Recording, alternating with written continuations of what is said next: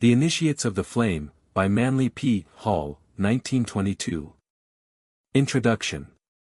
Few realize that even at the present stage of civilization in this world, there are souls who, like the priests of the ancient temples, walk the earth and watch and guard the sacred fires that burn upon the altar of humanity.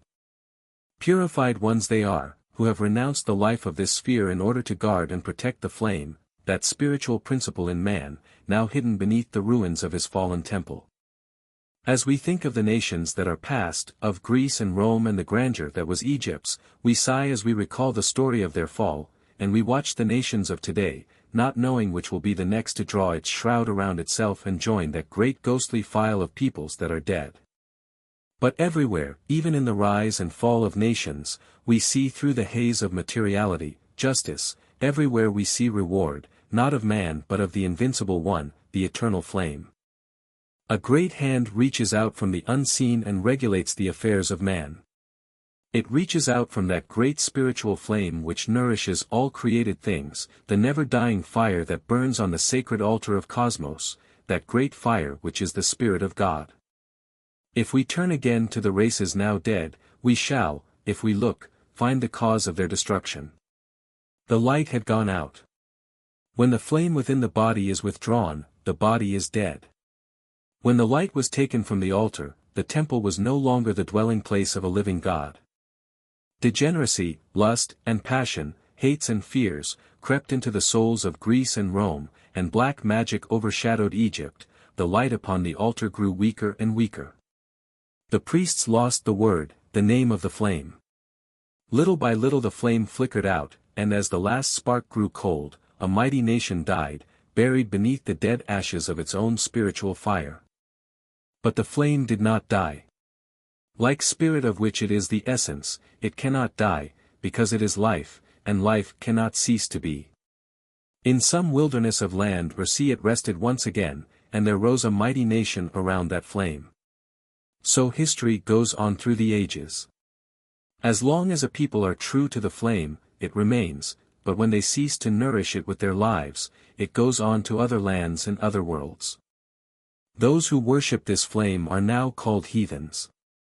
Little do we realize that we are heathen ourselves until we are baptized of the Holy Spirit which is fire, for fire is light, and the children of the flame are the sons of light, even as God is light.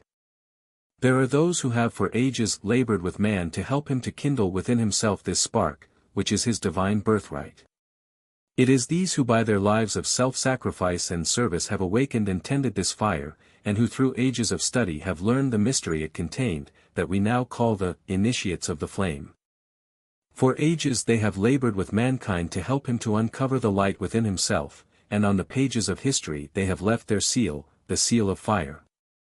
Unhonored and unsung they have labored with humanity, and now their lives are used as fairy stories to amuse children, but the time will yet come when the world shall know the work they did, and realize that our present civilization is raised upon the shoulders of the mighty demigods of the past. We stand as Faust stood, with all our lore, a fool no wiser than before, because we refuse to take the truths they gave us and the evidence of their experiences. Let us honor these sons of the flame, not by words, but by so living that their sacrifice shall not be in vain. They have shown us the way, they have led man to the gateway of the unknown, and there in their robes of glory passed behind the veil. Their lives were the key to their wisdom, as it must always be.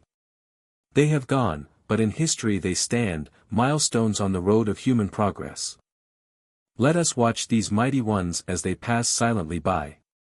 First, Orpheus, playing upon the seven-stringed lyre of his own being, the music of the spheres. Then Hermes, the thrice greatest, with his emerald tablet of divine revelation. Through the shades of the past we dimly see Krishna, the illuminated, who on the battlefield of life taught man the mysteries of his own soul. Then we see the sublime Buddha, his yellow robe not half so glorious as the heart it covered, and our own dear Master, the man Jesus, his head surrounded with a halo of golden flame, and his brow serene with the calm of mastery. Then Muhammad, Zoroaster, Confucius, Odin, and Moses, and others no less worthy pass by before the eyes of the student. They were the sons of flame. From the flame they came, and to the flame they have returned. To us they beckon, and bid us join them, and in our robes of self-earned glory to serve the flame they love. They were without creed or clan, they served but the one great ideal. From the same place they all came, and to the same place they have returned. There was no superiority there. Hand in hand they labor for humanity.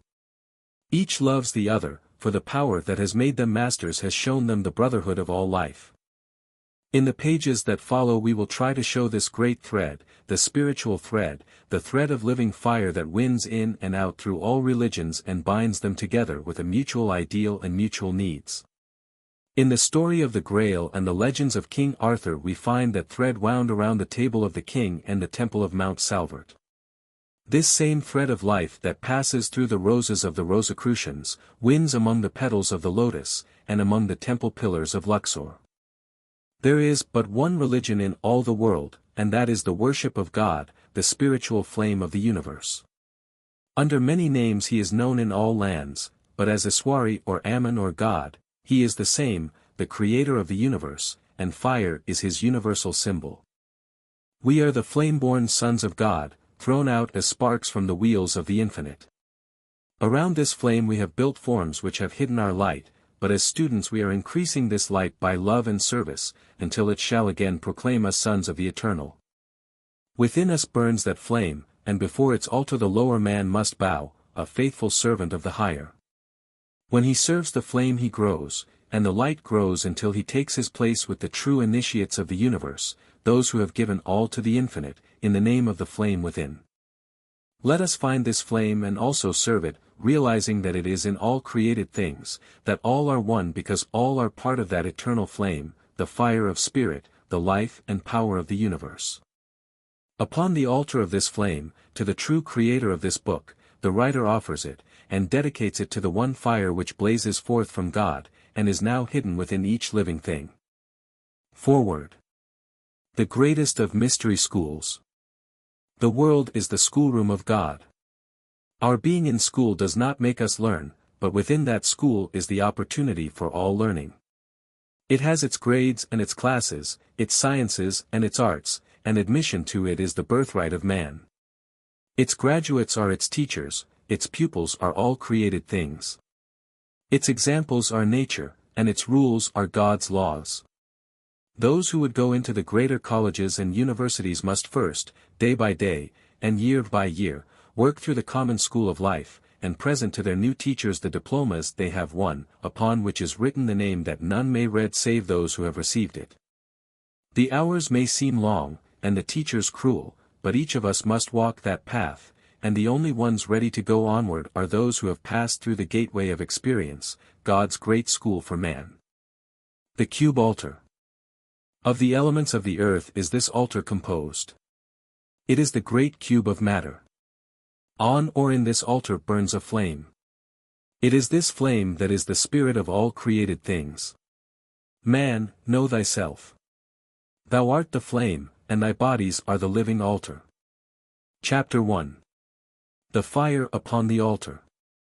As far back as our history goes we find that fire has played an important part in the religious ceremonial of the human race. In practically every religion we find the sacred altar fires, which were guarded by the priests and vestals with greater care than their own lives. In the Bible we find many references made to the sacred fires which were used as one form of devotion by the ancient Israelites. The altar of burnt offerings is as old as the human race, and dates from the time when the first man, lifting himself out of the mists of ancient Lemuria, first saw the sun, the great fire spirit of the universe. Among the followers of Zoroaster, the Persian initiate, fire has been used for centuries in honor of the great fire god, Ormuzd, who is said by them to have created the universe. There are two paths or divisions of humanity whose history is closely related to that of the wisdom teachings. They embody the doctrines of fire and water, the two opposites of nature. Those who follow the path of faith or the heart, use water, and are known as the sons of Seth, while those who follow the path of the mind and action are the children of Cain, who was the son of Samuel, the spirit of fire. Today we find the latter among the Alchemists, the Hermetic philosophers, the Rosicrucians, and the Freemasons. It is well for us to understand that we ourselves are the cube altar upon which and in which burns the altar fire. For many centuries the initiate of fire has been nourishing and guarding the spiritual flame within himself, as the ancient priests watched day and night the altar fires of Vesta's temple. The ever-burning lamp of the alchemist, which having burned thousands of years without fuel in the catacombs of Rome, is but a symbol of this same spiritual fire within himself. In the picture we see the ever-burning lamp which was carried by the initiate in his wandering. It represents the spinal column of man, at the top of which is flickering a little blue and red flame. As the lamp of the ancients was fed and kept burning by the purest of olive oil, so man is transmitting within himself and cleansing in the labor of purification the life essences, which, when turned upward, provide fuel for the ever-burning lamp within himself. Upon the altars of the ancients were offered sacrifices to their gods. The ancient Hierophant offered up sacrifices of spices and incense. The Masonic brother of today still has among his symbols the incense burner or censer, but few of the brothers recognize themselves in this symbol. The ancients symbolized under such things as this the development of the individual, and as the tiny spark burning among the incense cubes slowly consumes all, so the spiritual flame within the student is slowly burning away and transmuting the base metals and properties within himself, and offering up the essence thereof as the smoke upon the altar of divinity. It is said that King Solomon, when he completed his temple, offered bulls as a sacrifice to the Lord, by burning them upon the temple altar. Those who believe in a harmless life wonder why so many references are made in the Bible to animal sacrifice. The student realizes that the animal sacrifices are those of the celestial zodiac, and that when the ram or the bull was offered upon the altar, it represented the qualities in man which come through Aries, the celestial ram, and Taurus, the bull in the zodiac. In other words, the initiate, passing through his tests and purification, is offering upon the altar of his own higher being the lower animal instincts and desires within himself. Among the Masonic brothers we also find what is called the symbol of mortality. It is a spade, a coffin, and an open grave, while upon the coffin has been laid a sprig of acacia, or evergreen. In the picture we see the spade of the grave digger, which has been considered the symbol of death for centuries.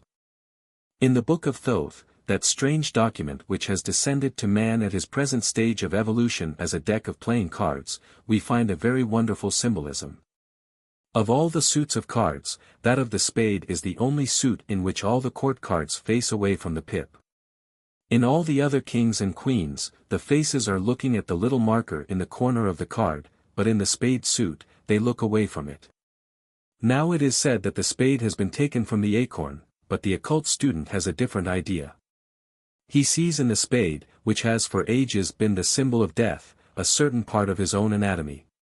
If you will again turn to the picture of the spade, you will see, if you have ever studied anatomy, that the grave digger's spade is the spinal column, and the spade-shaped piece which is used on the deck of cards, is nothing more nor less than the sacrum bone. This bone forms the base of the spinal column, and is also the spear of the passion. Through it and the foramina which pierce it, pass the roots of the spinal nerve, which indeed are the roots of the tree of life. It is the center through which are nourished and fed the lower vertebrae of the spine, and the sacrum and coccygeal bones that dig the graves for all created things. This point has been beautifully symbolized by the grave digger's spade, which has been used by the brothers of many mystic organizations for ages. The currents and forces working through these lower spinal nerves must be transmuted and lifted upward to feed the altar fire at the positive or upper end of the spine.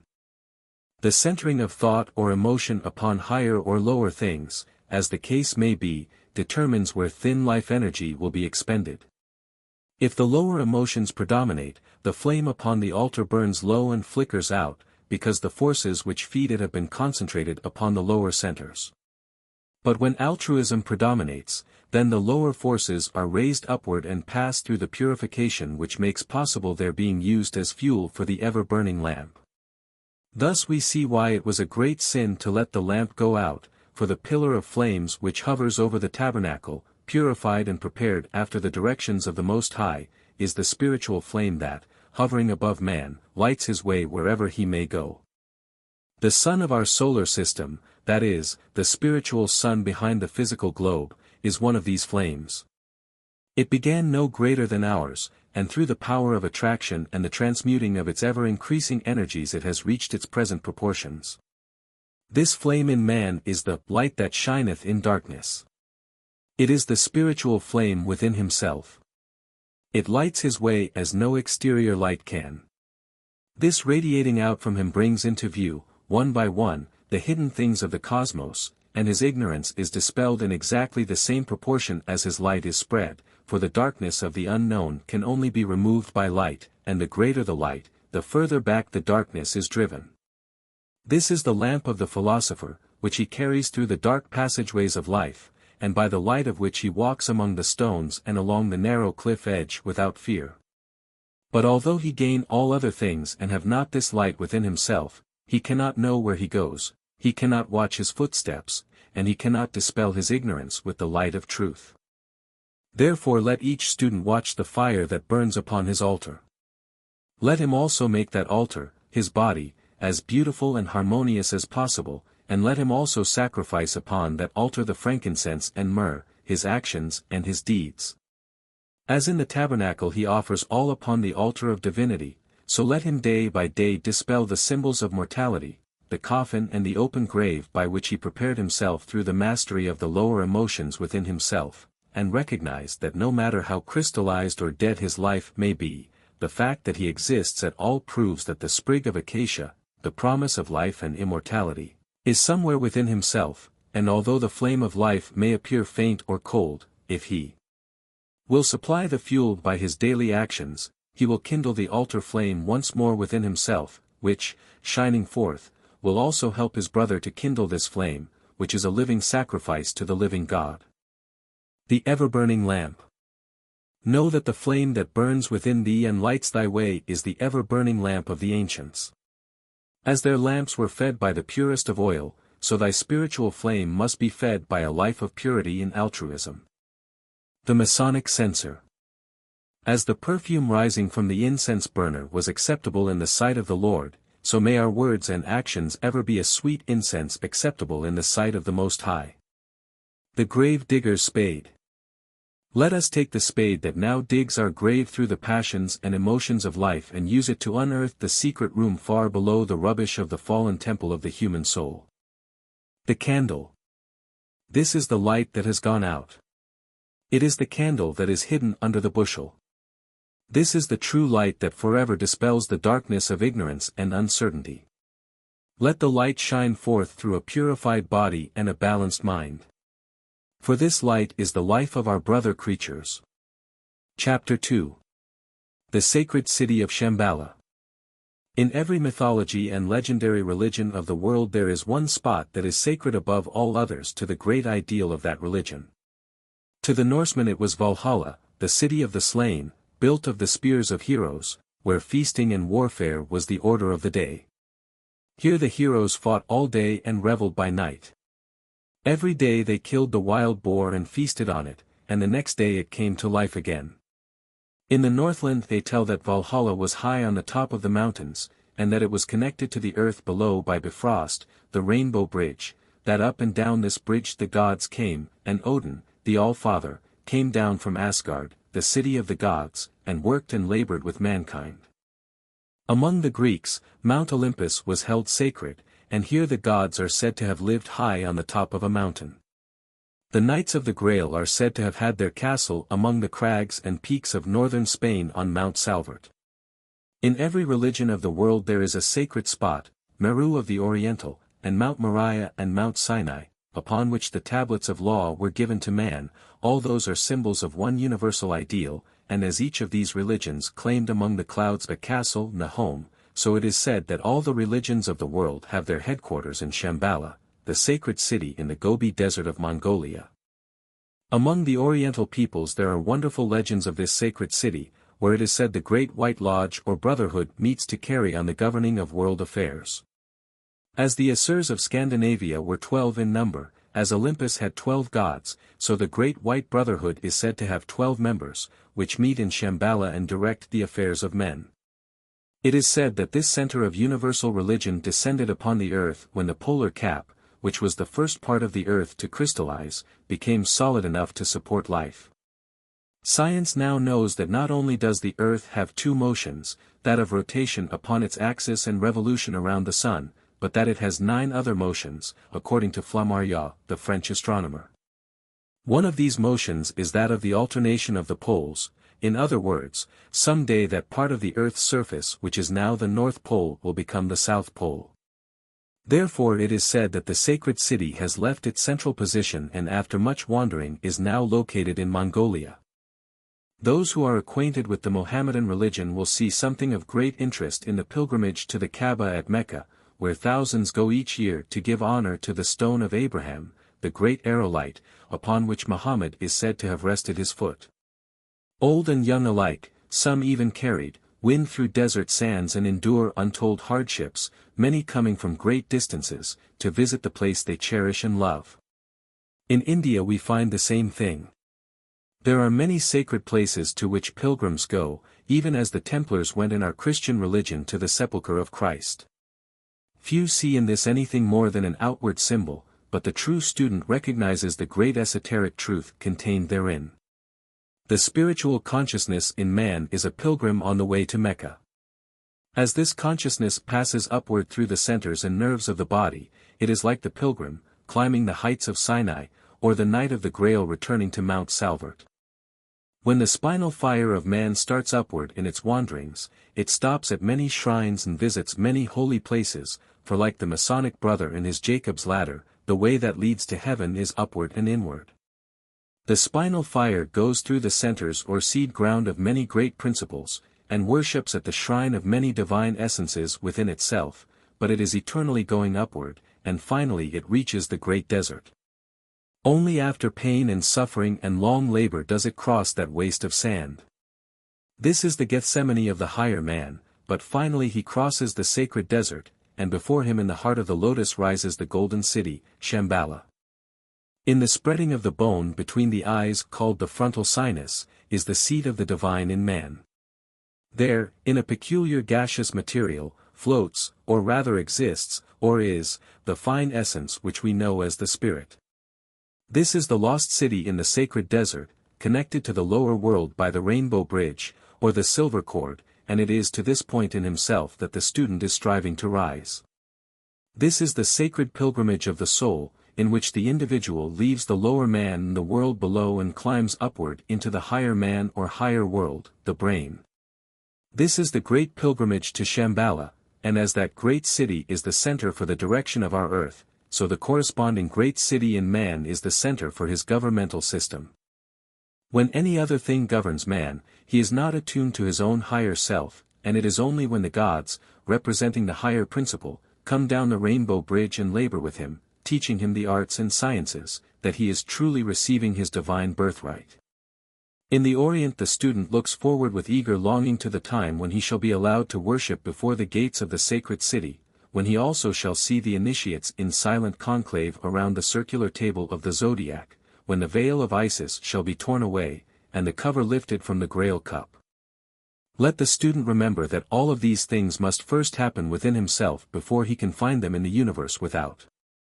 The 12 elder brothers within himself must first be reached and understood before those of the universe can be comprehended. If he would find the great initiates without, he must first find them within, and if he would see that sacred city in the lotus blossom, he must first open that lotus within himself, which he does, petal by petal, when he purifies and attunes himself to the higher principles within. The lotus is the spinal column once more, its roots, deep in materiality, its blossom, the brain, and only when he sends upward nourishment and power, can that lotus blossom within himself, blossom forth with its many petals, giving out their spiritual fragrance. Sometimes you will see in store windows funny little Chinese gods or Oriental Buddhas sitting on the blossom of a lotus. In fact, if you look carefully, you will find that nearly all of the Oriental gods are so depicted. This means that they have opened within themselves that spiritual consciousness which they call the Sushuma. You have seen the funny little hats worn by the Hindu gods. They are made to represent a flower upside down, and once more, like the rod of Aaron that budded, we see the reference made to the unfolding of consciousness within. When the lotus blossom has reached maturity, it drops its seed, and from this seed new plants are produced. It is the same within the spiritual consciousness, which, when the plant is finished and its work is done, is released to work and produce other things. In the Western world the lotus has been changed to the rose. The roses of the Rosicrucian, the roses of the Masonic degrees, and also those of the Order of the Garter in England, all stand for the same thing, the awakening of consciousness and the unfolding into full bloom of the soul qualities of man. When man awakens and opens this bud within himself, he finds, like the gold pollen in a flower, this wonderful spiritual city, Shamballa, in the heart of the lotus. When this pilgrimage of his spiritual fire is accomplished, he is liberated from the top of the mountain, as in the ascension of Christ, and the spiritual man, freed by his pilgrimage from the wheel of bondage, rises upward from among his disciples, the convolutions of the brain, with the great cry of the initiate, which has sounded through the mystery schools for ages when the purified student goes onward and upward to become a pillar in the temple of his God.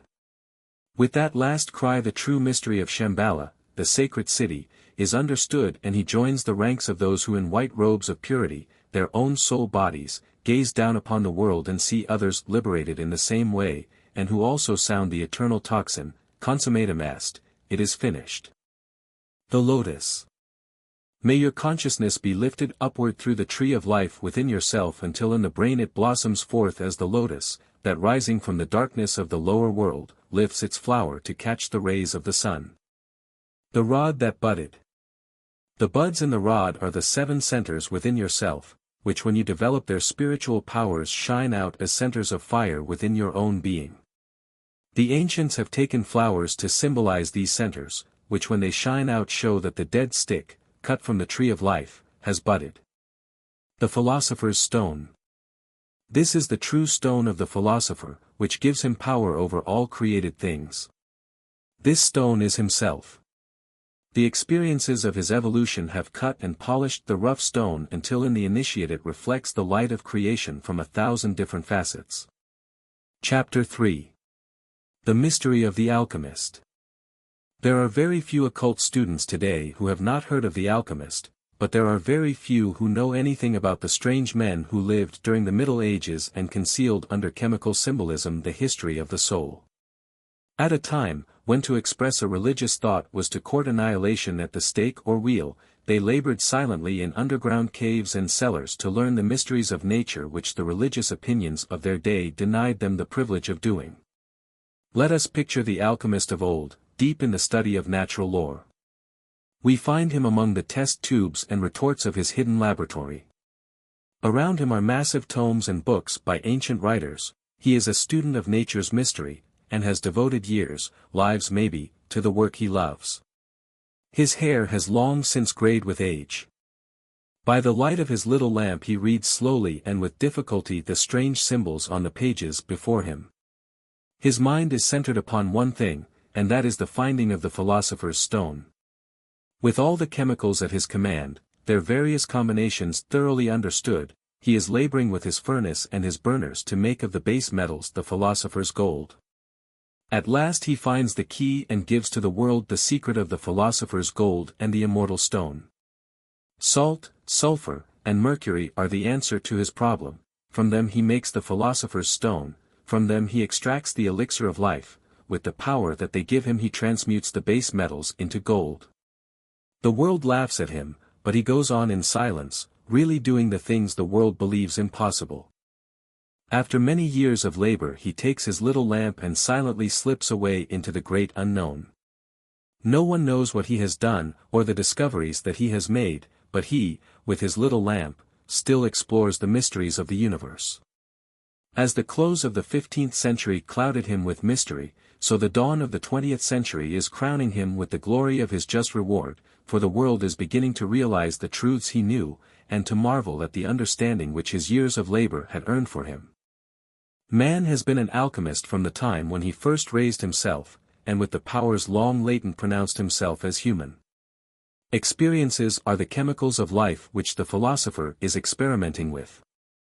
Nature is the great book whose secrets he seeks to understand through her own wondrous symbolism. His own spiritual flame is the lamp by which he reads, and without this the printed pages mean nothing to him. His own body is the furnace in which he prepares the philosopher's stone, his senses and organs are the test tubes, and incentive is the flame from the burner. Salt, sulfur, and mercury are the chemicals of his craft. According to the ancient philosophers, salt was of the earth earthy, sulfur was a fire which was spirit, while mercury was nothing, only a messenger like the winged Hermes of the Greeks. His color is purple, which is the blending of the red and the blue of the spirit and the red of the body. The alchemist realizes that he himself is the philosopher's stone, and that this stone is made diamond-like when the salt and the sulfur, or the spirit and the body, are united through mercury, the link of mind.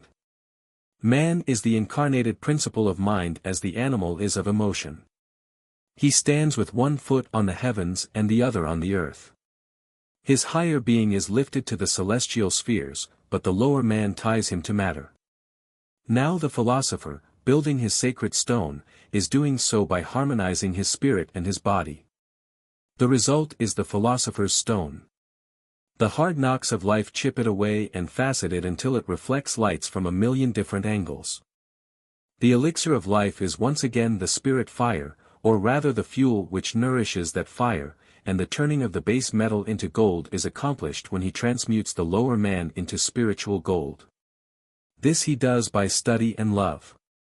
Thus he is building within himself the lost panacea for the world's woe. The turning of the base metal into gold can be called a literal fact, as the same chemical combination which spiritually produces gold, will also do this physically. It is a known fact that many of the ancient alchemists really did create the precious metal out of lead, alloy, etc. But it was upon the principle that all things contain some part of everything else, in other words, every grain of sand or drop of water has in some proportion every element of the universe therein. Therefore the alchemist did not try to make something from nothing, but rather to extract and build that which already was, and this the student knows is the only possible course of procedure. Man can create nothing from nothing, but he does contain within, in potential energy, all things, and like the alchemist with his metals, he is simply working with that which he already has. The living philosopher's stone is a very beautiful thing. Indeed, like the fire opal, it shines with a million different lights, changing with the mood of the wearer. The transmuting process, whereby the spiritual fire passing through the furnace of purification radiates from the body as the sole body of gold and blue, is a very beautiful one. The Masons have among their symbols that of a 5-pointed star with 2 clasped hands within it, and in that we have the mystery of the philosopher's stone. The clasped hands represent the united man in which the higher and the lower are working for their mutual betterment, by a co-operative rather than a competitive system. The 5-pointed star is the soul body, born of this cooperation. It is the living philosopher's stone, more precious than all the jewels of earth. From it pour the rivers of life spoken of in the Bible. It is the star of the morning that heralds the dawn of mastery, and is the reward that comes to those who follow in the footsteps of the ancient alchemist. It is well for the student to realize that the alchemy of life produces in natural sequence all of the states of progression which are explained in the writings of the alchemist, until finally the sun and the moon are united as described in the Hermetic marriage, which is, in truth, the marriage of the body and the spirit for the mutual development of each other. We are the alchemists who centuries ago carried on in secret our studies of the soul, and we still have the same opportunity that we had then, even more than then, for now we can state our opinions with little danger of personal injury. The modern alchemist thus has an opportunity that his ancient brother never had. On a busy street corner he daily sees nature's experiments carried on.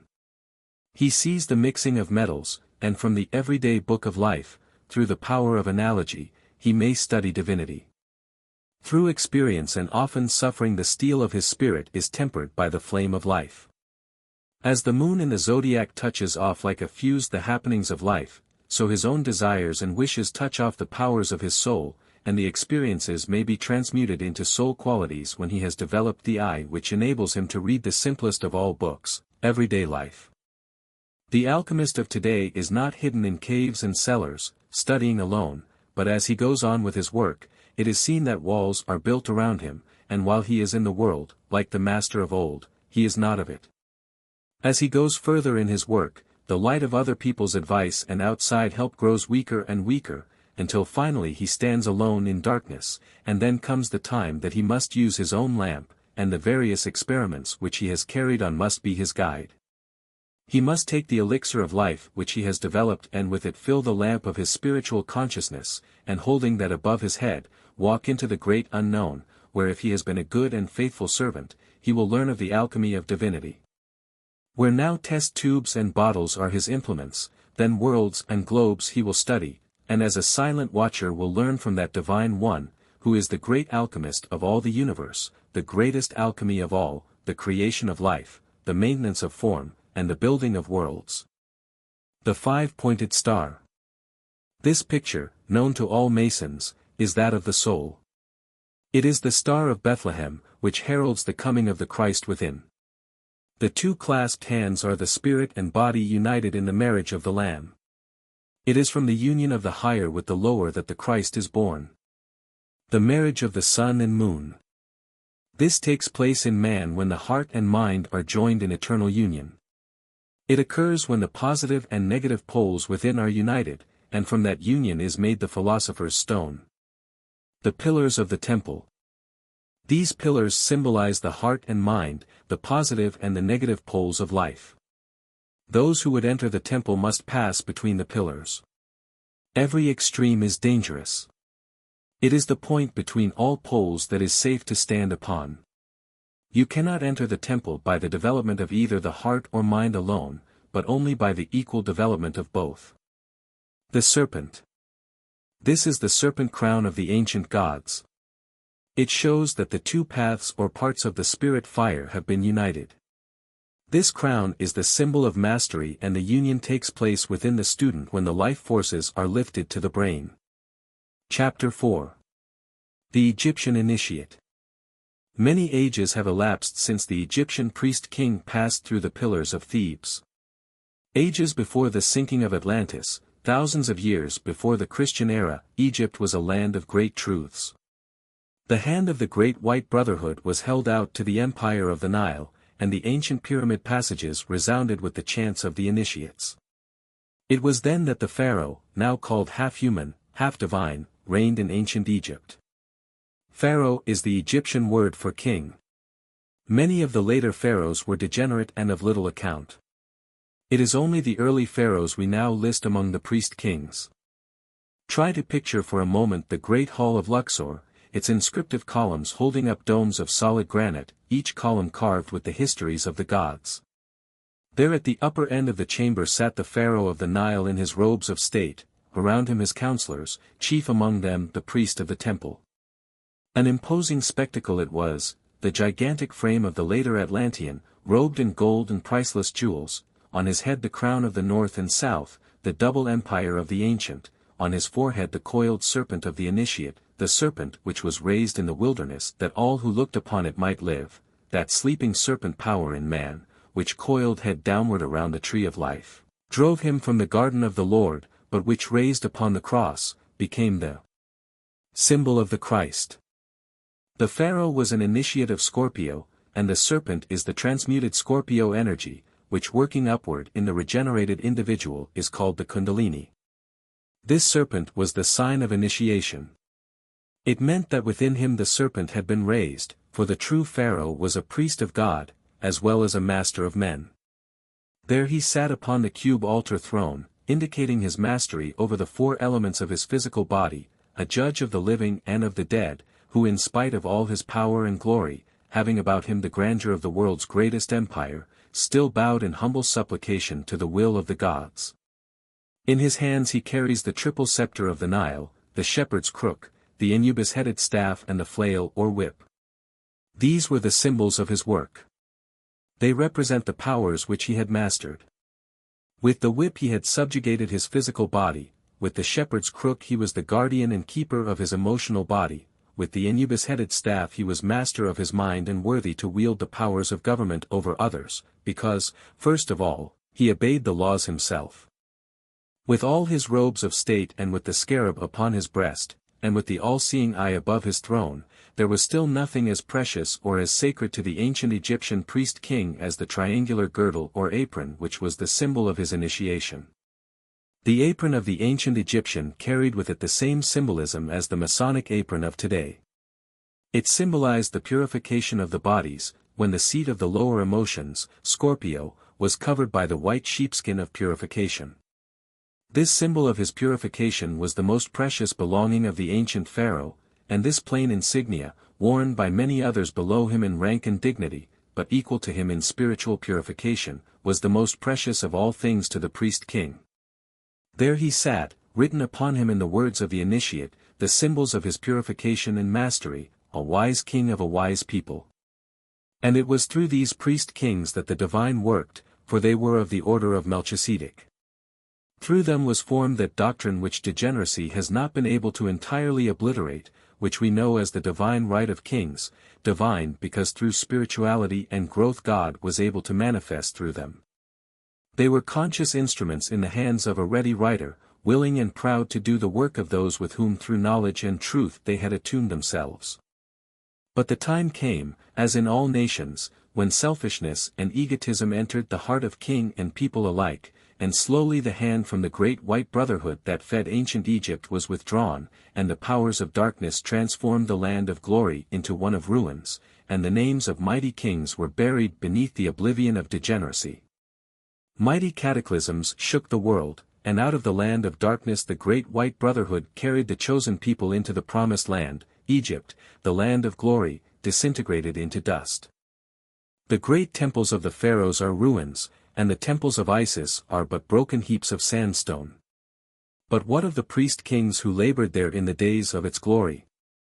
They are still with us, for those who were leaders before are leaders now, if they have continued to walk the path.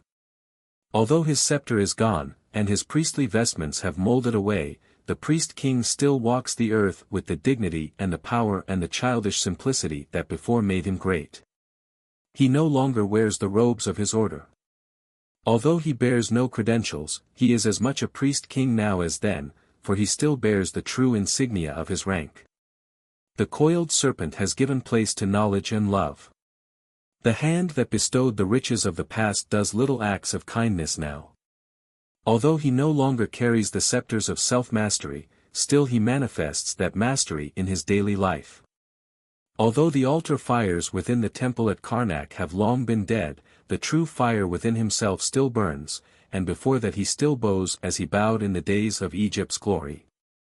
Although the priest no longer is his counselor, and the wise ones of his country no longer aid him in governmental problems, still he is never alone, for the priests in white and the counselors in blue still march with him and whisper words of strength when he needs them. Have you seen people that somehow you liked regardless of appearances?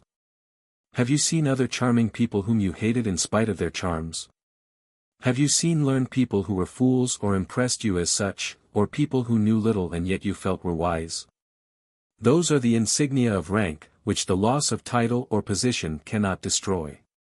Kings with or without crowns they were, not puppets dressed in tawdry tinsel. And they still are kings and will be to the end of time, and they still manifest their rank, not by their superiority, and their high-headedness, but by the soul qualities which they radiate from themselves. The purity of their lives still radiates outward from those who wore the apron of the initiate, for while the triangular apron with its serpent drawn upon it has long since rotted away, still the spiritual counterpart of that symbol radiates in their daily lives, proving beyond all dispute that they were priest-kings and are today. We find them in every walk of life, in high places and down in the mire of life. But wherever we find them, they are still the mouthpieces of the gods, and through them comes the promise to all who strive. They are kings, not of the earth but of heaven, and in the life of our own Master we find one who joined himself to those who served, and was a true king even when his only crown was a wreath of thorns. Still in the pyramid of Gizeh, the initiations continue, still the initiate receives the insignia of his rank. Before that fire within himself he makes his vows, and upon the burning altar of his own higher being he lays his crown and his scepter, his robes and his diamonds, his hates and his fears, and sanctifies his life as a priest-king, and swears to serve none but his own higher self, the God within. His robes are his sole body, and his crown is his life, and in the streets of life he is enthroned. The dusky towers and factory chimneys around him fade into the templed pillars of Luxor, and with a lunch pail on his arm, his face brown with honest dirt, he is as much a king as when the crown of the double Nile rested upon his brow, and the priest of the temple made him one with his God and his fellowman. The Masonic apron. In the triangle we see spirit descending into the square of matter. Let us so purify matter that spirit may shine through it and make of us lights to guide the footsteps of humanity. The scepters of Egypt. These are the three bodies that are the tools with which we are to build our temple. When they are mastered they are the living proof of our right to kingship. The sacred scarab. In this form the ancient Egyptians worshipped Khepra, the rising sun, and the sacred scarab was buried with the dead as the symbol of resurrection. For as the sun rises from the darkness of night, so the divine spirit rises from the body that is no more. The life is eternal. Chapter 5. The Ark of the Covenant. One of the most interesting symbols that has come down to us from the ancients is that of the Ark, or the box that was said to contain the sacred relics. Many people believe that this belongs particularly to the Jewish nation, but this is a great mistake, because it has been the birthright of every country to have the Arkansas. All have, like the Jewish people, lost much of their power and glory when they lost the sacred Arkansas. In ancient Chaldea and Phoenicia the Ark was well known. India celebrates it as the lotus, and the ancient Egyptians tell how the moon god Osiris was imprisoned in an ark. In all the mystery religions of the world, individually and cosmically, the ark represents the fountainhead of wisdom. Over it the Shekinah's glory hovers, as a column of flames by night and a pillar of smoke by day. Every country has seen and felt its presence when the priest-kings and initiates bring out of an old civilization, lost because of crystallization, the sacred ark, and surrounded by those faithful to the truth carry it into other lands and among other peoples. In every creed and religion we find crystallization. We find small groups of people separating themselves from their brother man. We find those who, clinging to the old, refuse to advance with the new, and whenever we find this crystallization, we find the spirit of truth carried away to other people and embodied in other doctrines. The ancient Ark of the Israelite never had removed from it the staves by which it was carried and moved, until finally it was placed in Solomon's temple. Neither does the spirit fire in man rest until finally it is enthroned in the holy place of his solar temple. Ever towards the rising sun its bearers carry this sacred truth. Nations are born of those who love the truth, and are buried when they forget it. The time has come when its silent bearers have taken the sacred ark and the Shekinah's glory, and in solemn file have moved across the waters and brought it to the new world. The call has sounded through the universe, and those who are true to their own higher principles have surrounded the sacred chest. Those who have sworn alliance to their own higher being are following the priests and their sacred burden, and a beautiful mystery temple is being built in this beautiful land of ours, loved and guarded by those who are laboring for humanity. The staves are still in the ark, however, and only when real good can be done by it will it remain. The opportunity is now confronting the Western world. The knowledge of the ancients, the wisdom of the ages is knocking at the door and seeking those who will follow it. The bearers of the ark have stopped and are gathering a nucleus of spiritual souls to carry on their work, and whether or not the word of the Lord will remain with a nation depends upon its own actions, and the actions of a nation are the collective actions of its individuals. If it finds nothing here attuned to itself, if it finds few that will answer to its call, the call of service and brotherhood, then will its priests lift again the staves and the sacred work will go out into other lands. The life of a country thus gone, like the ancient city of the Golden Gate, it will be swallowed up in oblivion. The call is sounding, and those who love the truth and think and care for the light must join that band of servers who have for centuries dedicated themselves to the preservation of truth. Their lives they have given 1,000 times, their happiness has been second to their duty.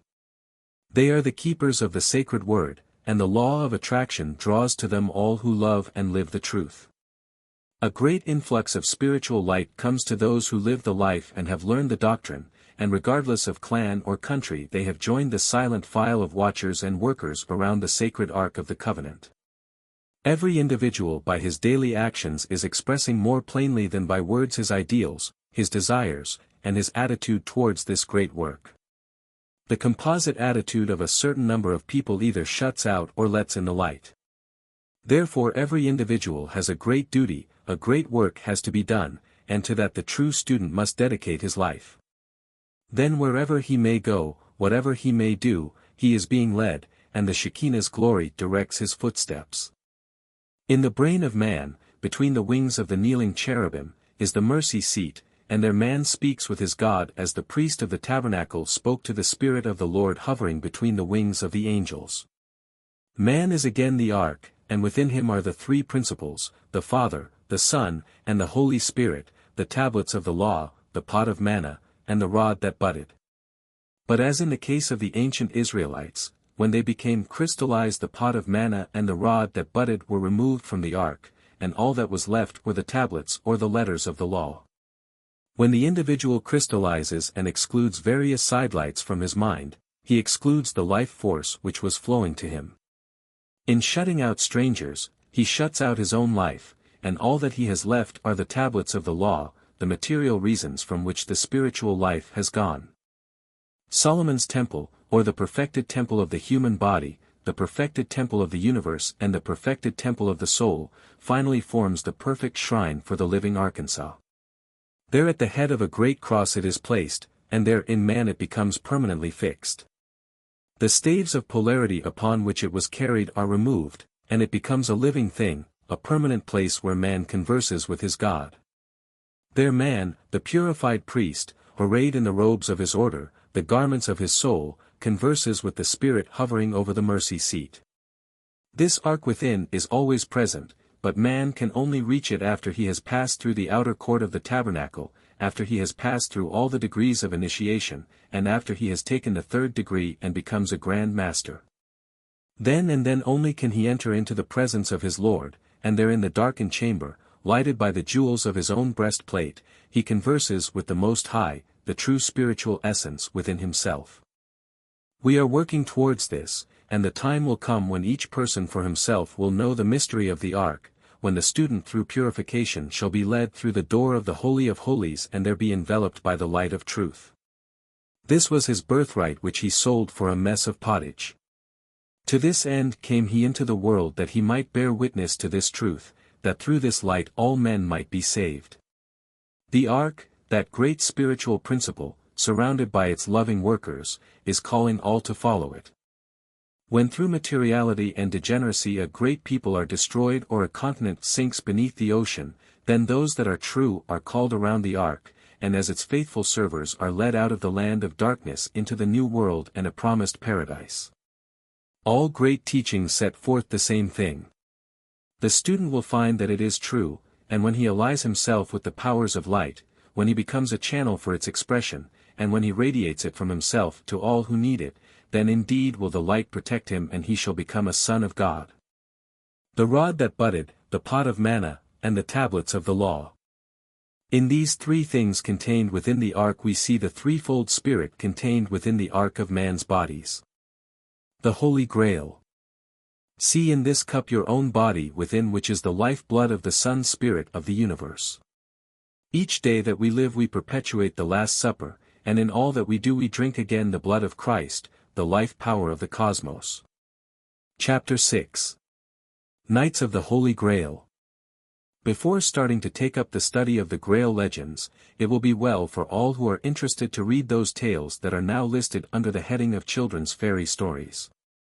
For example, the story of good King Arthur and his Round Table is a cosmic myth, and while there is little doubt that he as a man also lived, the real mystery as in the story of the Christ, is not the literal tale, but the great mystic or occult truth that it concealed under allegory and parable. It is the same with the story of Parsifal, which can never be really understood and appreciated until the student sees in the knight and later king of the sacred cup, his own spiritual development and the temptations he must also master if he would become a king of the Grail. In Lohengrin also the same truth is shown to the world. It is the path of initiation along which each must pass on his road to self-mastery. To every nation and in every tongue sacred legends have been given to teach man the path he must follow. The blind Homer of the Greeks who told of the wanderings of Ulysses gave the same great truths to the world. The skalds of ancient Norway and Sweden and the prophets of the Jews used the same means, and everywhere from the sacred books of the East to the legends of the American Indians we find one great connected truth told to many different people in ways that were best suited for their development. Such a truth is the legend of the Round Table, given to King Arthur as a wedding gift. All true students know what wedding that was. Not of earth but the wedding of the spiritual and intellectual within the initiate himself, when the spirit and the body are united eternally, each swearing to honor and protect the other. Of such a marriage was the union of Arthur and Guinevere in the legend of the king. Let us first of all consider the coming of Arthur the king. We read in the legend of Arthur regarding Merlin the magician, the wise man who it is said had charge of the coming king during his youth. Merlin represents the hand of the elder brothers, who realizing that a great ego had come into the world, had consecrated themselves to the work of preparing him for his mission. It was under the direction of Merlin, the master mind, that the anvil and stone with the sword thrust into it were raised in the square of the city when it became necessary for a new king to be selected. It was he also who called all of the brave knights of the country and told them that the one who could draw forth the sword would be king of all the land.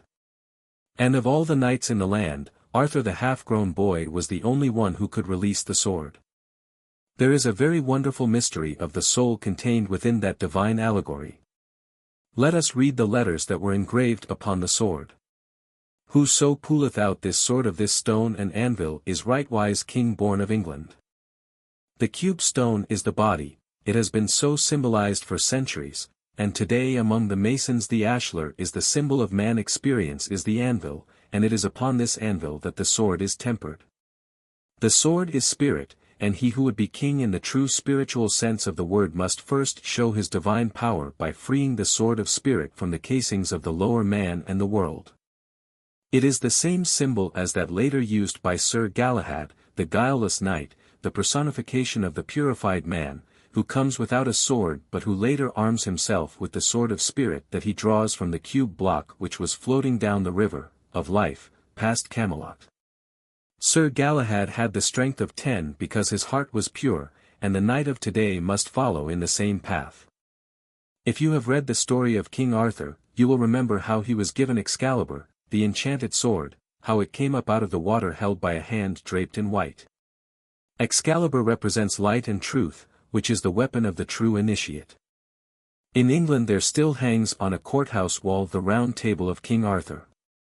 In the very center of the table is a beautiful rose painted in natural colors. This symbol is that of the Rosicrucians, the ancient alchemists, and there is a direct connection between the legend of the British king and the ancient philosophers of fire. Now let us turn our attention for a moment to the history of the Holy Grail, or the cup from which Christ drank at the Last Supper and which was said to have caught his blood when he was dying upon the cross. Ancient legends tell us that this cup was made from a sacred stone which had been the crown jewel of Lucifer, the dynamic energy of the universe. It was said that the green stone had been struck from the crown of Lucifer by the archangel Michael during the famous battle in heaven. After the death of Christ it is said that Joseph of Arimathea took the sacred cup and the spear of the Passion and carried them into a distant land. He wandered with his sacred relics through Europe and is said to have finally died, and those who came after him after many centuries of tribulation carried the sacred relics to Mount Salvert in northern Spain where they remained until Parsifal finally took the Grail and spear back to the east where it is to be now preserved. It is around this cup and spear that the legends of Parsifal and King Arthur have been written, and it is through study of this fact that we are able to better understand the mystery of the Great White Lodge of which the Round Table of Arthur and the circular temple of the Knights of the Grail is a symbol. Although we no longer have the cup as a physical symbol, it is not gone from among us, and as in the days of old the brave knights of the Round Table went out to fight for right, so those knights of today who belong to the Great White Brotherhood go out into the world in the name of truth and labor with mankind and seek to right the wrongs of the world. It is said that the knights of Arthur's court always fought for virtue and purity, and so did those who rode out of Mount Salvert. The Grail cup is the symbol of the creative force of nature. It is also the symbol of the human race which is slowly learning the mysteries of creation. Within the cup is the blood of Christ, that force which is transmuting the body into soul, fast or slowly as we give it greater or lesser opportunity. In the sacred spear we find symbolized again the creative force, which in the hands of Klingsor, the evil one, wounds and causes suffering, but which when held by the pure Parsifal heals the very wound that it caused. A great lesson is being taught to man through these allegories, but the average person is unwilling to stop and consider them. They do not realize that they themselves are the ones whom the elder brothers of humanity must use in the fight against the forces of evil. They do not realize that the dragons and ogres of the legends are their own lower natures which they must overcome. They do not see in the hand-to-hand combat of the knights of old for a lady's hand the higher and lower man fighting for the soul within. The knight of today does not realize that the white armor that he wears is his own purified body which is proof against all the attacks of vice and passion, but nevertheless this is the meaning of the legend. His shield is truth, which is a perfect protection to the inner man. His strong right arm is the knowledge and spiritual power he has developed within, and the sword that he uses is the spiritual light with which the pure flame of the spirit fire dispels the darkness of ignorance and the demons of lust. The sacred spear and the cup which he serves are the two poles of the creative life force within, the development of which he gains as he daily serves his fellow men. Far from the uninitiated, the 12 elder brothers of mankind sitting around the circular table of the universe watch the knights in their battle of life, and the time comes when the student having finished his work here is liberated at the foot of the Grail. There the candidate stands robed from head to foot in the armor of spirit and in the pure white of a body that has been cleansed. Then the cloth is lifted from the sacred cup, and he is illuminated by the light which would have killed him had he seen it without purification. He then takes his place among the knights of the Round Table, and joins those who give up all and labor for humanity. When in sickness and in suffering we beg of the great unknown that he send us help, then indeed our knight comes to us as Lohengrin came to Elsa. When our loved ones pass into the great unknown, there stands the brother of the Grail, the invisible helper, who through days of labor has earned the right to become a member of that great band of servers who gather around the table of the king, and while their bodies are asleep still labor in their great search for light and truth, and pray for the day when they shall also become kings of the Holy Grail. The stone and the sword. Whoever can draw this sword from this stone is the master of the universe. The Rosicrucian Rose. In this flower, which was painted upon the center of King Arthur's table, we see the soul of man, which through purification and service has blossomed out with all the grandeur of the initiate. The sacred spear. This is the spear of passion that pierces the side of the Christ, the higher principle in man. But when in the hand of the pure of heart this power can heal the very wound it caused. Chapter 7. The mystery of the pyramid. There comes a time in the development of the occult student when he understands one of the great secrets of the initiates, and that is that every sacred thing outside of himself stands for some organ or function within himself. This is, of course, true in the case of the Great Pyramid, except that this particular pile of stones said by many to be the oldest building on the surface of the earth, is the great symbol of composite man. In other words, it stands for man as a unit.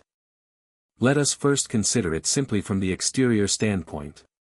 When we first look at it in the distance it seems to be one great stone, but as we come closer we see that it is made of thousands of smaller stones, each one carefully fitted into place. Here we see the first likeness between the pyramid and man.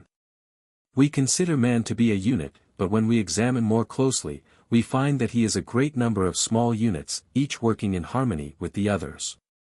It is the same with everything. We take a successful life and we think of it as an entirety, but when we examine it, we find that it is a number of small achievements joined together. As thousands of workmen were used in the building of the pyramid, so there are unnumbered workmen at work in the building of our bodies, which are symbolical of the same building. There are many pyramids all over the world. We find them in South America and in Mexico. We find mounds which were made to represent them among the American Indians, and in Europe and Britain we find remnants of the same things. But there is only one real pyramid in all the world. Even the others in Egypt are but copies of the Great Pyramid, and were used as tombs for the pharaohs, but nobody was ever found in Cheops, nor were there ever any signs that it had been so used. Now let us continue our analogy between the pyramid and man.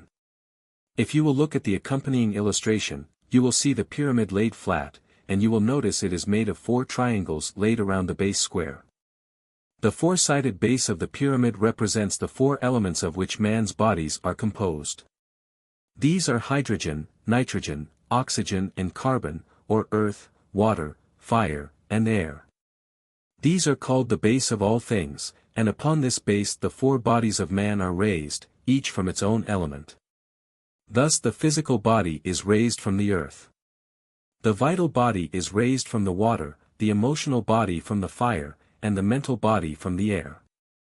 There are 12 lines used in the drawing of the 4 triangles, which stand for the 12-fold constitution of man when it is complete, the 3-fold body, the 3-fold mind, the 3-fold soul, and the 3-fold spirit. It also gives us the 12 signs of the zodiac, divided into their respective groups. Out on the desert stands the Sphinx, the guardian of the threshold mentioned by Bulwer Lytton. It stands for the bodies of man, and is that strange being which must be passed before the student can go on in his development. The 4 fixed signs of which the Sphinx is a symbol are Taurus the bull, Leo the lion, Scorpio the eagle, and Aquarius the man, or the human head. I have already given you some work on the sacrum bone, and I told you that it was the grave digger's spade. Here is a picture of the head of the Sphinx, and the inverted sacrum bone when it has been turned upward. We see the Sphinx in the inverted sacrum and also in it the inverted Masonic keystone. All this is very interesting, but unless we realize the inner meaning of it, its true value is lost. But it is not chance that these things should be so. You have most of you heard of the dweller on the threshold, that creature built by our own actions and mistakes. Well, out on Egypt's desert it stands and bars the way to the pyramid, the temple of the higher man. And the message that it gives to the world is, I am the bodies. If you would go on to the temple you must master me, for I am within you. The Sphinx again symbolizes man, with the mind and spirit of the human rising out of the animal desires and emotions. It is the riddle of the ages, and man is once more the answer. It is said that in ancient times the Sphinx was the gateway of the pyramid, and that there was an underground passage which led from the Sphinx to Cheops. This would make the symbolism even more perfect, for the gateway to the spirit is through the bodies according to the ancients. Let us now enter the pyramid and passing through the corridors come to the king's chamber as it is called. There are 3 great rooms in the pyramid which are of great interest to the student. The highest is the king's chamber, then below that is the queen's chamber, and down below the surface of the earth is the pit. Here we again find the great correlation between the pyramid and man. The 3 rooms are the 3 great divisions in man which are the seats of the threefold spirit. The lower room is the generative system under the control of Jehovah. The center room or queen's chamber is the heart, under the control of the Christ, and the upper room or the king's chamber is the brain, which is under the control of the Father. In this upper room is the coffer made of stone, the meaning of which has never been explained, but which the student recognizes as the 3rd ventricle in the brain. It is quite certain also that this coffer was used as a tomb during initiation, when as is the case in the Masonic initiations of today, which are the remnants of the ancient mysteries, the candidate was buried in the earth and resurrected, a symbol of the death of the lower man and the liberation of the higher. It is said that Moses was initiated in the Great Pyramid, and some also say that Jesus was instructed there also. Be that as it may, we know that for thousands of years since the time it was built by the Atlanteans it has been the greatest temple of initiation in the world. It seems also that its work is not yet done, for mutely it is teaching those who will see the mysteries of creation. It is said by many that it is the original Solomon's temple, but this we know is not true, for while it may be the first and original material temple, the true temple of Solomon is the universe, the Solomon's temple, which is slowly being rebuilt in man as the temple of the soul of man. There is probably no point that is as important in connection with the pyramid as that of the cornerstone. On the very top of the Great Pyramid is a comparatively flat place about 30 feet square. In other words, the true stone which is the head of all the corners is missing. If we look at the reverse side of the United States seal, we find again the pyramid from which the top is separated. Omar Khayyam, the Persian poet, gives us the secret of the keystone when he says, "From my base metal shall be filed a key, which shall unlock the door he howls without." The value of the stone is better understood when you understand that it completes all of the triangles at once, and without it none of them are complete. This stone is the spirit in man, which fell from its high position, and has been lost beneath the rubbish of the lower man. This is the true capstone that is now hidden in the pit of man's temple, and which he must exhume and place again as the true crown of his spiritual pyramid. He can only do this when he calls the thousands of workmen within himself together and binds them to the service of the higher man. There must be no traitors to murder the builder this time. And Lucifer, the one rejected by man as the devil, is the one who must through the planet Mars send man the dynamic energy which man himself must transmute from the fire of passion to the flame of spirit. He then must take the tools of the craft and cut and polish his own being into the capstone of the universal temple.